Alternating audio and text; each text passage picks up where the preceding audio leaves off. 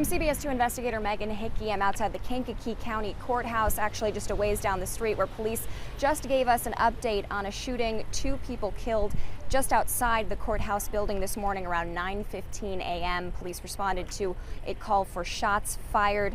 One suspect surrendered to a police officer who was actually on the scene for an unrelated matter. The second suspect fled, but then was taken into custody by a sheriff's deputy. So 2 people in custody right now, not looking for anyone else at this time. The 2 victims, both gunshot victims, they are men in their mid-20s. There's also a third gunshot victim, also a man. He is currently in surgery, and it's unknown what his injuries are at this time.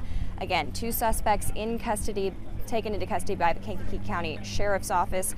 Multiple firearms recovered at the scene, including a long gun. Now, Kankakee City Police know that a lot of people witnessed this. There were a ton of people at the courthouse at the time, so they're urging people who may have seen something to contact police if it's any sort of information that could be helpful in their investigation. I actually spoke to one of those witnesses. He is an attorney. He was inside for some legal proceedings at the time. This is what he heard and saw. I was standing on the first floor of the courthouse by the rear exit, and I heard several gunshots. I was a police officer for several years before I went to law school, so I'm extremely familiar with what they sound like.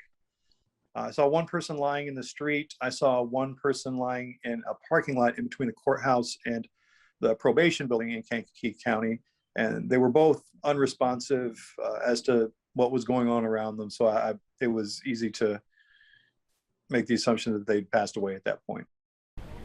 Now, today, police said that they do not believe the shooting was related to anything happening in the courthouse, but we really don't have a lot of details on that, on motive, on who was involved and who was shooting. So we're going to have much more for you coming up tonight at 5 and 6, and we'll have updates here on CBSN.